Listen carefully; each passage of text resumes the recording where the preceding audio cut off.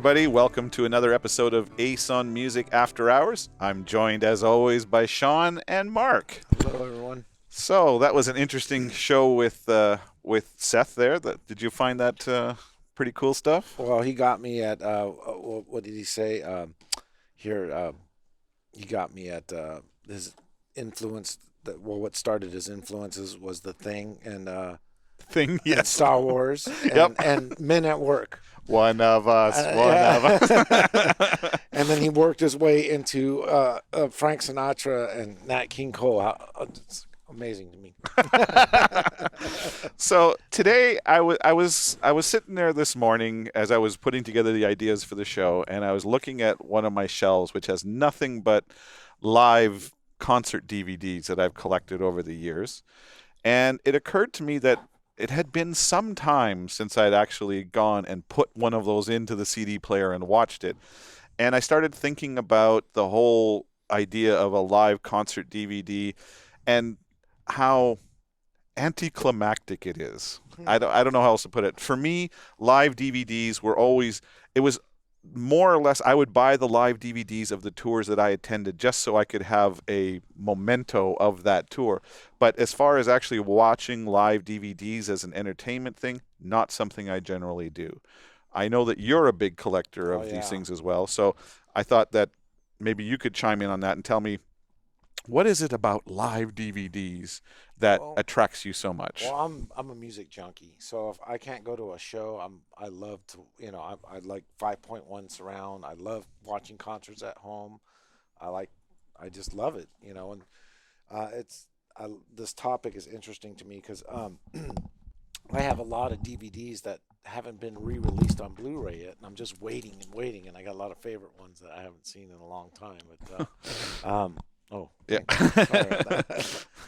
But no, I have quite a collection, But let's say that you're watching. I know you're a big Pink Floyd fan, right? Let's say you put on a Pink Floyd live DVD. I know that one of my favorites when I was younger. I watched the Delicate Sound of Thunder one many times, but it was not because I wanted to see the show so much, but by watching that DVD, it put me right back into being in my seat in the concert, experiencing that show. And it was almost just like when you and I sit down and talk about our favorite shows, it was kind of like somebody going, remember this? Yeah, remember right. this? I have a few like that, but I'm kind of the opposite. Like one of my favorite Pink Floyd live DVDs is Pompeii. Oh, the live Pompeii one. Yeah, okay, and they put you in that one. Okay, I guess it is a live DVD, but that one is almost a performance art piece. Well, I guess so. I guess how you look at it, but yeah, I love things that go back toward in history where I've never got to see. Song Remains the Same. Okay. That's more of a documentary, though, right? Well, it's kind of a. I see what you're saying, though. How about you, Mark? How do you feel about live DVDs in general? My take on this live thing is that a live DVD that represents the concert is a waste of time. However, a live DVD that shows you something, and so when I saw the Billy Joel in the Soviet Union, oh yes. Had to fight to get that crowd alive. Couldn't get that crowd alive no matter what he did. And he fought and fought and fought, and he won. It becomes the best live thing that has ever been touched, and it surpasses the songs. And I've got a couple others. I agree with you wholeheartedly in general.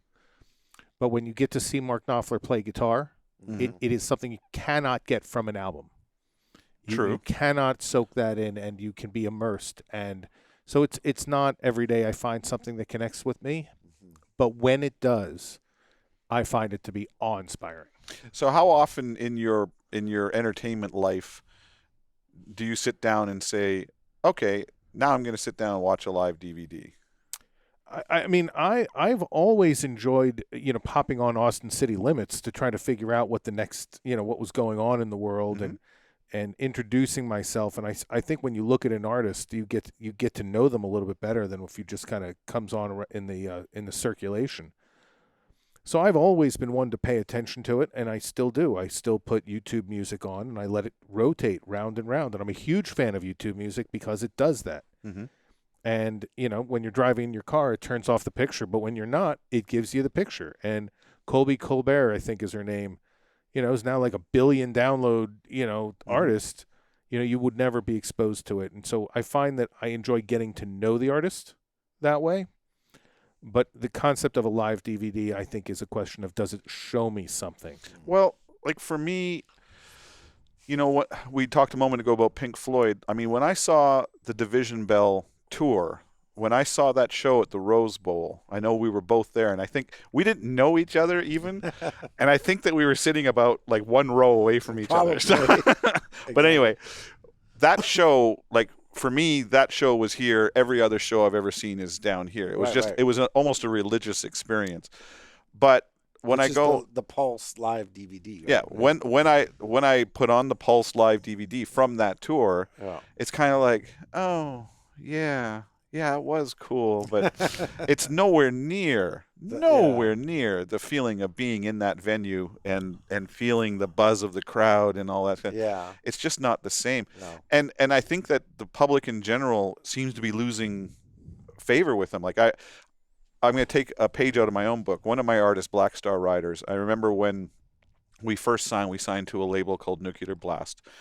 And when we were first proposed the deal, they said, well, basically what we think we shall do is, assuming the band does well, we'll do 3 studio albums, and then we'll do a live album with a DVD project, right? And I remember very distinctly being at a festival in England with the head of the label for the UK was there.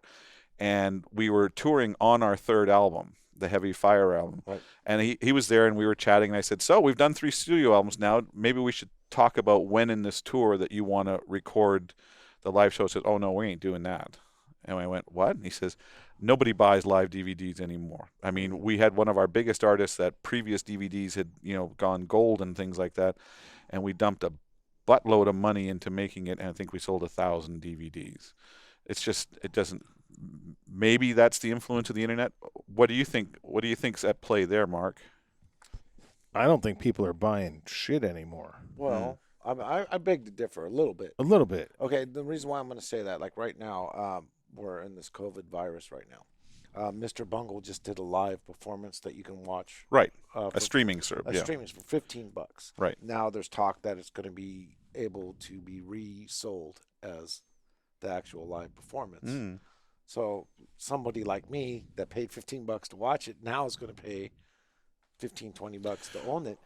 But I just think, maybe that was back then, but I think moving forward, I think our paths are going to change now, right? For a little window there seemed to be this thing like, do you remember, I don't know if it's still running, but there was an entire channel on the cable system that all it did was play 24 hours a day. It would play concert. Yeah, I remember. It didn't do very well, right? It got pulled. What was it called? Play. I can't remember. Oh, Palladium. Was that what it was called? Yeah, it was part of a VH1. Yeah, right. Yeah. And I know I used to love that. I used to. Yeah, I know that when my bands do festivals over in Europe, almost always as part of the deal of playing there, they get the rights to play the video or to a certain degree. I mean, it's a favored nations thing and all that, but yeah. Anyway, it's just not something. I mean, obviously, YouTube probably had a major blow done to that. Yeah, wouldn't you say, Mark? I would, and I would also like to kind of throw out the idea that a lot of music purchases, including DVD purchases, were impulse purchases. Yeah, that we would go to a record store and we would walk around and we would fish through and we that smell of the records. I mean, some of us would hang out in the record store for. Guilty. There you go. And when I kind of say that we're not buying it, in part it's because there is no impulse. There's no ability to impulse because these places are gone. Mm-hmm. And so the idea of putting out records and putting out especially DVDs, which have a higher price tag, and then thinking that somebody's going to magically appear on the scene to buy it when the majority of the purchases were impulse. Fair enough. And I just think that the market itself has made it impossible to succeed, and now I mean, most CD sales happen at concerts. Well, question. Okay, were you a big fan of live records? Oh yeah, some of my favorite albums of all time are live records. Kiss live. Yeah. Extraterrestrial Intelligence, Blue Oyster Cult. Mark, were you a big fan of live records?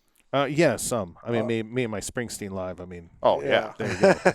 Now, I don't know. Correct me if I'm wrong, but I think we've separated ourselves like a live. I mean, now that when you got a live DVD, you got a 5.1 awesome clean sound of a live album. But again, I'm going to point out that you're one of the freaks Right, that right. is so into that. So. But I'm just saying we can listen to it and it's nice audio quality, right?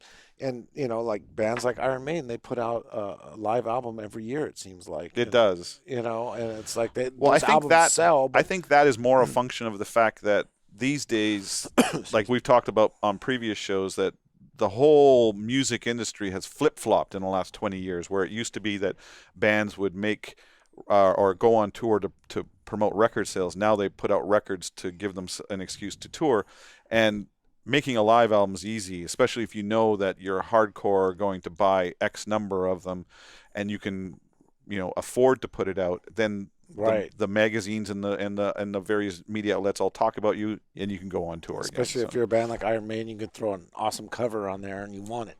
Absolutely. So anyway, there you go. You can decide. You can email us at acetalksmusic@gmail.com. Tell us what you think of live concert DVDs. We'd love to hear from you. And always want to say thank you to all of you through the Patreon thing for supporting us. Your support means a great deal to us, and it is important that you communicate to us what you like about the show, what you don't like about the show. Leave comments in the app, email us, whatever. We're here for you. I want to thank both Mark and Sean for your time on this one, and we will see you again next week.